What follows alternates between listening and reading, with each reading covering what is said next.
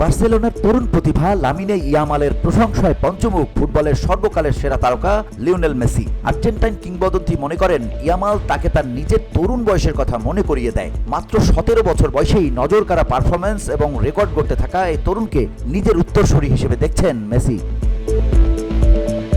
সম্প্রতি এক এডিটাসের অনুষ্ঠানে মেসিকে নতুন প্রজন্মের ফুটবলারদের মধ্যে কাকে নিজের মতো মনে হয় সেই প্রশ্ন করা হলে তিনি সরাসরি ইয়ামালের নাম বলেন। মেসি বলেন, আমি মনে করি নতুন প্রজন্মের খেলোয়াড়দের মধ্যে অনেক সম্ভাবনাময় ফুটবলার রয়েছে, তবে যদি আমাকে একজনকে বেছে নিতে বলা হয় তার বয়স, অর্জন এবং ভবিষ্যৎ সম্ভাবনা বিবেচনা করে আমি নিঃসন্দেহে লামিনের নাম বলবো।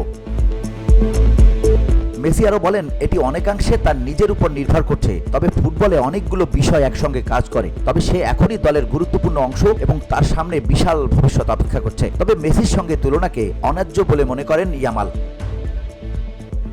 তিনি অ্যান্টেনা 3কে দেওয়া এক সাক্ষাৎকারে বলেন, আমাকে ইতিহাসের সেরা ফুটবলারের সঙ্গে তুলনা করা প্রশংসার বিষয়, তবে আমি নিজেকে তৈরি করতে চাই, মেসির পর্যায়ে পৌঁছানো অসম্ভব। এছাড়াও তিনি বলেন, আমি বার্সেলোনার হয়ে কিংবদন্তি হতে চাই এবং এখনো ক্লাব ছেড়ে যেতে চাই না। 2023 সালে বার্সেলোনার হয়ে অভিষেক হওয়া ইয়ামাল 2024 সালে নিজের প্রতিভার ঝলক দেখিয়েছেন।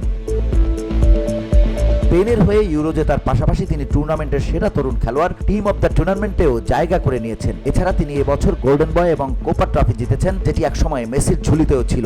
মেসির প্রশংসার পর ইয়ামালকে নিয়ে বার্সেলোনা সমর্থকদের আশার পারদ আরও বেড়ে গেছে। এখন দেখার বিষয় মেসির ছায়া থেকে বেরিয়ে তিনি নিজের নাম কতটা উচ্চতায় নিয়ে যেতে পারেন। VOD Bangla news desk.